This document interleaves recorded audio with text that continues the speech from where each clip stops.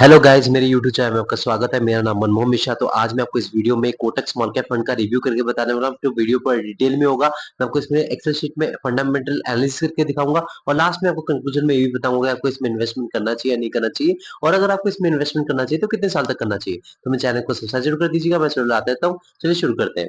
तो जैसे कि आप मेरे यहाँ पे स्क्रीन पे देख पा रहे होंगे कोटक स्मॉल कैप फंड, इसका अगर आप लॉन्च ऑन डेट देखें तो 1 जनवरी 2013 है।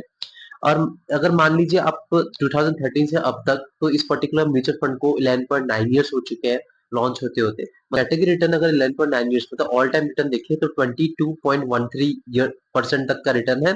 लेकिन इस फंड का अगर आप रिटर्न देखिए 11.9 इयर्स में तो 21.54% तक का रिटर्न है। जी हाँ, तो यहाँ पे देख पा रहे हैं कि मतलब कैटेगरी के आसपास रिटर्न है।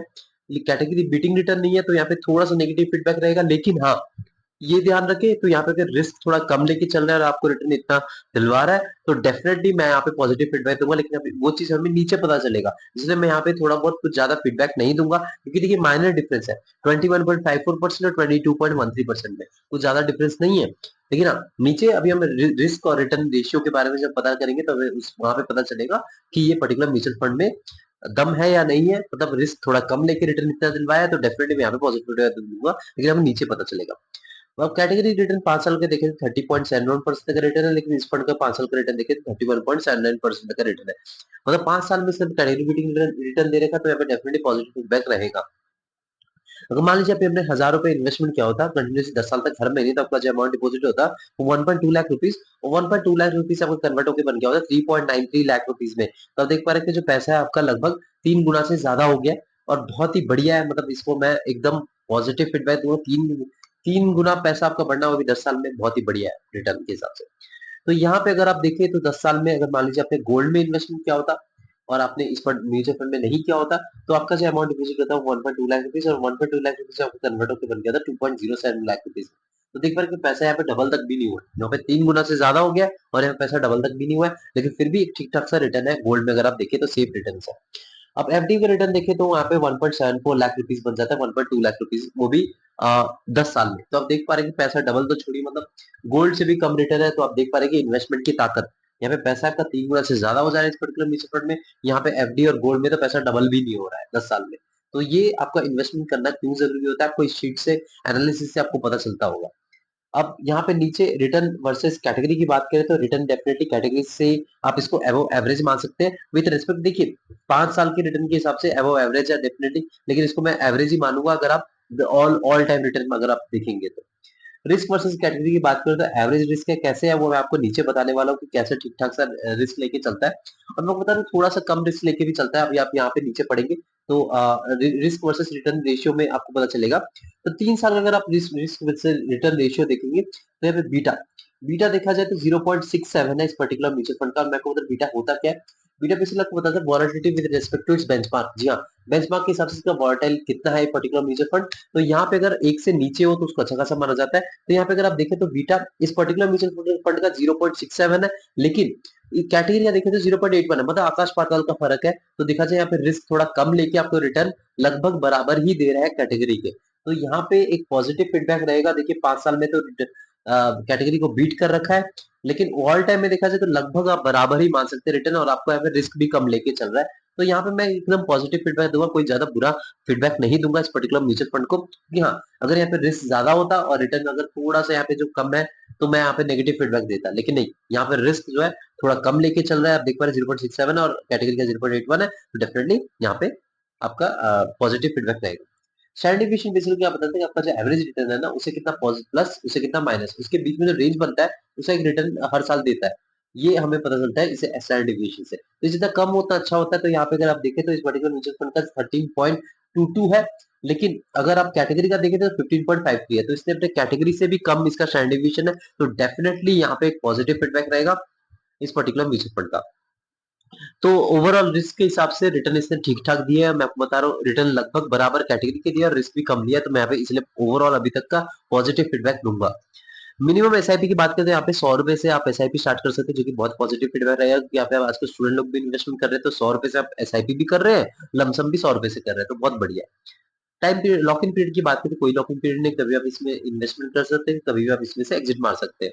एम साइज की बात करें तो एम क्या फुल फॉर्म होता है, एसेट अंडर मैनेजमेंट। आपको इससे पता चलता है कितना पैसा इस पर्टिकुलर म्यूचुअल फंड में इन्वेस्टेड है। तो यहाँ पे अगर इसका कम होता है तो इसमें क्या होता है कि लोग ज्यादा भरोसा नहीं कर रहे हैं, तो आपको भी भरोसा नहीं करना चाहिए, क्योंकि यहाँ पे कुछ ना कुछ पंगा है, कुछ ना कुछ प्रॉब्लम है, तभी यहाँ पे लोगों का भरोसा नहीं है, तब इसमें कम पैसा इन्वेस्टेड है। तो एम साइज कम हो तो इसमें थोड़ा बहुत पार्शियल इफेक्ट पड़ता है, अगर ज्यादा हो तो उसमें क्या होता है, फंड मैनेजर को मैनेजमेंट में दिक्कत आ जाती है, लेकिन ज्यादा हो तो ज्यादा दिक्कत नहीं पड़ता है। तो यहाँ पे हमारा एम साइज पार्शियल इफेक्ट पड़ाता है, डालता है इस पर्टिकुलर म्यूचुअल फंड में। तो देखा जाए अगर एम साइज मॉडरेट होना ज्यादा अच्छा रहता है, तो मैं आपको बताऊं, अगर आपका जो फंड 10 साल से पुराना है और 15 साल के बीच में है, तो आपका जो मॉडरेट जो कहा जाता है एम साइज, आपका 10,000 करोड़ रुपए से लेकर 30,000 करोड़ रुपीज के बीच में। तो यहाँ पे आप देख पा रहे 17,593 करोड़, 70,593 करोड़ रुपीज तक का एम साइज है, तो एकदम परफेक्ट एम साइज है। मैं यहाँ पे एक पॉजिटिव फीडबैक दूंगा। एक्सपेंस रेशियो की बात करते हैं कि एक्सपेंस रेशियो बेसिकली क्या होता है कि देखिए, आप तो दिमाग लगा नहीं रहे, दिमाग लगाने वाले आपके फंड मैनेजर है, वही आपका पैसा लेके इन्वेस्टमेंट करेंगे स्टॉक में, अपना फंडामेंटल एनालिसिस करके और आपको रिटर्न दिलवाएंगे। तो उनको एज ए मैनेजमेंट फीस कुछ हिस्सा देना पड़ता है। तो यहाँ पे अगर मान लीजिए प्रॉफिट हुए हुआ, तो आपको वहां पे कुछ जितना एक्सपेंस रेशियो होगा उसका आपको फंड मैनेजर को एज ए मैनेजमेंट फीस पे करना पड़ेगा। तो मेरा जो एक मतलब जो हमारा जो एक्सपेंस रेशियो है वो आपको 1% से नीचे होना बहुत जरूरी होता है, क्योंकि देखिए लॉन्ग टर्म में वो लाखों करोड़ों का डिफरेंस बन जाता है, क्योंकि आप मैनेजमेंट फीस लाखों करोड़ों का अगर पे कर रहे हैं तो और आपको कम रिटर्न मिल रहा है तो क्या फायदा। तो इसलिए मैनेजमेंट फीस अगर 1% से नीचे से अच्छा खासा माना जाता है, लेकिन जो मैंने क्राइटेरिया सेट कर रखा है 0.7% से नीचे से अच्छा खासा क्राइटेरिया, उसे अच्छा खासा म्यूचुअल फंड माना जाता है। क्योंकि देखिए 0.9% हो या 0.8% हो या 0.1% और 1% भी हो, तो आपको डेफिनेटली लॉन्ग टर्म में लाखों करोड़ों का डिफरेंस दिखेगा और आप मैनेजमेंट फीस पे करते हुए नजर आएंगे। तो यहाँ पे इस म्यूचुअल फंड का अगर आप देखें तो 0.49% है, तो डेफिनेटली मैं एक पॉजिटिव फीडबैक दूंगा, इसमें एक बढ़िया एक्सपेंस रेशियो है। टैक्स इन्फॉर्मेशन की बात करते हैं, आपने मान लीजिए 1 साल से पहले एग्जिट मान लिया, प्रॉफिट में कर ली, तो आपको 20% तक का टैक्स देना पड़ेगा प्रॉफिट पे, और 1 साल के बाद आपने एग्जिट माना तो 12.5% तक का टैक्स देना पड़ेगा प्रॉफिट पे। और मान लीजिए आपने अगर आप इंडियन इनकम टैक्स स्लैब में आते हैं तो तब जाके आपको टैक्स देना पड़ेगा, वरना नहीं देना पड़ेगा। अगर आप 1 साल से पहले एग्जिट माना तो 1% तक एग्जिट लोड देना पड़ेगा, 1 साल के बाद आपने एग्जिट माना तो कोई एग्जिट लोड देने की जरूरत नहीं है। सबसे बाद मेन बात करते हैं वो मार्केट कैपिटल। मार्केट कैपिटल की बात करते हैं, यहाँ पे मिड कैप में 17.69% तक एलोकेशन है, स्मॉल कैप में देखा जाए 74.37% तक एलोकेशन है, और यहाँ पे लार्ज कैप में 5.77% तक एलोकेशन है। तो एलोकेशन के मामले में आप देखें तो स्मॉल कैप में डेफिनेटली ज्यादा रहेगा, क्योंकि स्मॉल कैप म्यूचुअल फंड है, तो डेफिनेटली यहाँ पे 74.37% इन्होंने ले रखा है। लेकिन सबसे प्रॉब्लम है कि यहाँ पे मिड कैप में भी सबसे ज्यादा एलोकेशन है, तो देख पा रहे कि करीब करीब 90 परसेंट तक का जो एलोकेशन 91 या 92% आप मान सकते हैं, जो कि इन्होंने एलोकेट कर रखा है मिड कैप और स्मॉल कैप में। तो देख पा रहे रिस्की फंड है, लेकिन इसने कैटेगरी के हिसाब से अपना रिस्क कम लेके चले हैं। लेकिन हाँ, डेफिनेटली एक रिस्की फंड रहेगा, ये मत सोचिए कि कैटेगरी से कम रिस्क ले रखे हैं तो कम रिस्की वाला फंड है, नहीं, कैटेगरी के कंपैरिजन में कम रिस्की है। तो उस मामले में मार्केट कैपिटल के मामले में इसको कोई पॉजिटिव या नेगेटिव फीडबैक नहीं दे सकते, क्योंकि इनकी मजबूरी है, स्मॉल कैप का फंड है, तो स्मॉल कैप का ही ज्यादा एलोकेशन रहेगा, तो इसमें कुछ नहीं कह सकते। लेकिन हाँ, यहाँ पे स्मॉल कैप थोड़ा कम कर सकते थे, मिड कैप थोड़ा कम करके लार्ज कैप और कैश के फॉर्म में कुछ ज्यादा रख सकते थे, लेकिन उन्होंने नहीं रखा है, इसलिए मैं इसको एक एवरेज फीडबैक दूंगा, कोई ज्यादा पॉजिटिव या कोई नेगेटिव फीडबैक नहीं रहेगा मार्केट कैपिटल के मामले में। सेक्टरल एलोकेशन की बात करें तो यहाँ पे इंडस्ट्रियल सेक्टर में 33.70% का एलोकेशन है, कंज्यूमर सेक्टर में 21.12% का एलोकेशन है, बेसिक मेटल्स में 14.98% का एलोकेशन है, हेल्थ केयर में 13.45% का एलोकेशन है, टेक्नोलॉजी सेक्टर में 3.62% का एलोकेशन है, रियल एस्टेट में 3.59% का एलोकेशन है, फाइनेंशियल सर्विसेज में 3.59% का एलोकेशन है, कंज्यूमर डिफेंसिव में 3.31% का एलोकेशन है, कम्युनिकेशन सर्विसेज में 2.6% का एलोकेशन है। तो एलोकेशन के मामले में जो ऊपर के जो 5 सेक्टर्स है ना, आपका industrial sector, consumer cycle, basic materials, health care और टेक्नोलॉजी। टेक्नोलॉजी भी मत मान लीजिए, क्योंकि सिर्फ 3% का एलोकेशन है, ऊपर के जो 4 सेक्टर है, 4 सेक्टर अच्छा खासा परफॉर्मेंस देता है, आपको एक अच्छा खासा रिटर्न देगा। तो डाइवर्सिफिकेशन के मामले में ठीक ठाक सा, कोई ज्यादा अच्छा नहीं है। एक और सेक्टर में डाइवर्सिफाई हो सकता है, मिनिमम 5 में अच्छा खासा एलोकेशन हो सकता है, तो इंडस्ट्रियल सेक्टर में ज्यादा भरोसा कर लिया, इसमें थोड़ा कम कर सकते थे और दूसरे में कुछ ज्यादा एलोकेशन कर सकते, लेकिन उन्होंने किया नहीं है। तो यहाँ पे थोड़ा सा मैं एवरेज फीडबैक दूंगा, कोई पॉजिटिव नहीं दूंगा कि नेगेटिव फीडबैक नहीं दूंगा सेक्टर एलोकेशन के मामले में। फंड मैनेजर की बात करें तो यहाँ पे एक फंड मैनेजर है, उनका वो है, उनका नाम है हरीश बिहानी। इनका एक्सपीरियंस है 1.07 ईयर्स का इस पर्टिकुलर म्यूचुअल फंड में। तो देखा जाए, मैं यहाँ पे एक नेगेटिव फीडबैक दूंगा इस पर्टिकुलर मतलब म्यूचुअल फंड मैनेजर के बारे में, क्योंकि देखिए आपका अगर एक फंड मैनेजर ना एक्सपीरियंस होना चाहिए, क्योंकि आप उससे हिस्ट्री ट्रैक कर सकते हैं, उन्होंने कितना हिस्ट्री में रिटर्न दिलवा रखा है, उनकी स्ट्रैटेजी क्या होती है। तो आप इसमें जब पता लगाते हैं तो आप खुद कॉन्फिडेंट रहते हैं और फिर जाके इन्वेस्टमेंट करते हैं। तो यहाँ पे आप ट्रैक नहीं कर पाएंगे, ये एक बहुत बड़ा नेगेटिव फीडबैक है। तो यहाँ पे फंड मैनेजर के मामले में थोड़ा सा नेगेटिव फीडबैक दूंगा। रेटिंग की बात करते हैं, यहाँ पे 3 आउट ऑफ 5 है। तो यहाँ पे प्रॉब्लम क्या है, मैं आपको बताता हूँ। यहाँ पे प्रॉब्लम के बारे में हम डिस्कस करते हैं।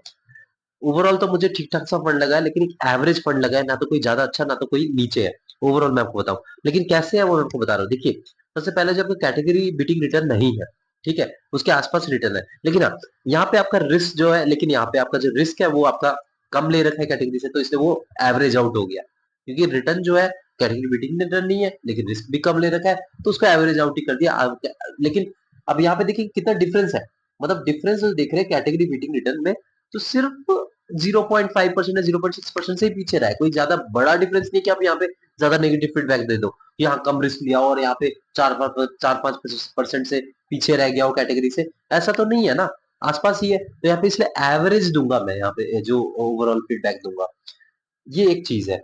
पॉजिटिव इसमें क्या है कि minimum SIP, one time investment और आपका एयूएम और एक्सपेंस रेशियो एकदम पॉजिटिव है। कोई प्रॉब्लम नहीं है इसमें। अब यहाँ पे नेगेटिव क्या, यहाँ पे दोनों चीज मार्केट कैपिटल और सेक्टर एलोकेशन जो है वो एवरेज एवरेज है। इसका कोई ना तो पॉजिटिव फीडबैक रहेगा या तो नेगेटिव फीडबैक रहेगा। यहाँ पे क्या हो सकता था कि मिड कैप और स्मॉल कैप में थोड़ा कम करके लार्ज कैप में एलोकेट कर सकते हैं और कैश के फॉर्म में ले सकते थे, लेकिन उन्होंने नहीं लिया। सेक्टर एलोकेशन में क्या है, एक और सेक्टर में ज्यादा डाइवर्सिफाई कर सकते थे, लेकिन यहाँ पे इन्होंने ऊपर दो जो सेक्टर है इंडस्ट्रियल और कंज्यूमर साइकिल में, इनका 55% तक का एलोकेशन हो रखा है। तो अब देख पा रहे हैं दो सेक्टर में ज्यादा ओवर डिपेंडेंसीज है, तो ये अच्छी चीज नहीं है। इसलिए मैं इसको एक एवरेज यहाँ पे दे रखा है, इसीलिए इसको ओवरऑल 3 आउट ऑफ 5 है रेटिंग मिल रखा है। तो और उसके फंड मैनेजर भी इनके एक्सपीरियंस नहीं है, तो ये भी नेगेटिव फीडबैक है। तो ओवरऑल देखा जाए, मेरे मैं इसको बोलूंगा कि एवरेज सा फंड है, कोई ज्यादा अच्छा नहीं है कि कोई ज्यादा बुरा फंड नहीं है। अगर आप देखें इसका, अगर मैं पूरा आपको बताऊं कोटक स्मॉल कैप फंड का, तो इस मामले में अगर आप देखें इसको बोलेंगे इन्वेस्टमेंट करना चाहिए, तो मैं आपको बताऊं हाँ डेफिनेटली आप इसमें इन्वेस्टमेंट कर सकते हैं। कोई ज्यादा बुरा नहीं है, कोई ज्यादा अच्छा फंड नहीं है, और आपको 21% तक का रिटर्न एक बुरा रिटर्न नहीं होता लॉन्ग टर्म में। लेकिन हाँ, यहाँ पे आपको एक रिस्क बना रहेगा। स्मॉल कैप का कैटेगरी का म्यूचुअल फंड है, और इसमें अगर आपका टाइम फ्रेम 7 से 10 साल है, तभी आप इस पर्टिकुलर म्यूचुअल फंड में इन्वेस्टमेंट करें। और सारा पैसा मत करिएगा, क्योंकि रिस्की फंड है। तो यहाँ पे आप कुछ हिस्सा लगा सकते हैं अपने पोर्टफोलियो का, लेकिन सारा पैसा मत लगाइए। लेकिन हाँ, इससे अच्छे आपको कोई दूसरे स्मॉल कैप म्यूचुअल फंड में मिल जाएगा, जैसे एक्सिस स्मॉल कैप फंड हो गया, और स्मॉल कैप फंड हो गया, आपको कैनरा रोबो का स्मॉल कैप फंड हो गया, bank of India small cap fund हो गया। ऐसे कई सारे आपको स्मॉल कैप फंड मिल जाएंगे, जो कि इससे थोड़े बेहतरीन आपको देखने देखने को मिलेंगे, और आप उनके बारे में रिसर्च करके इन्वेस्टमेंट कर सकते हैं। लेकिन ये भी म्यूचुअल फंड बुरा भी नहीं है कि ज्यादा अच्छा नहीं है। मैं सिर्फ एवरेज आउट बोलूंगा कि एक एवरेज सा म्यूचुअल फंड है, जिसमें आप इन्वेस्टमेंट कर सकते हैं। कोई ऐसी नहीं कि मैं नहीं मना करूंगा, लेकिन हाँ, सारा पैसा मत करिएगा। और टाइम फ्रेम अगर आपके पास ज्यादा है और वॉलेटिलिटी आप फेस कर सकते हैं, तभी आप इस पर्टिकुलर म्यूचुअल फंड में इन्वेस्टमेंट करिएगा। तो मेरे चैनल को सब्सक्राइब जरूर कर दीजिएगा, मैं लाता लाता रहता हूँ। Thank you.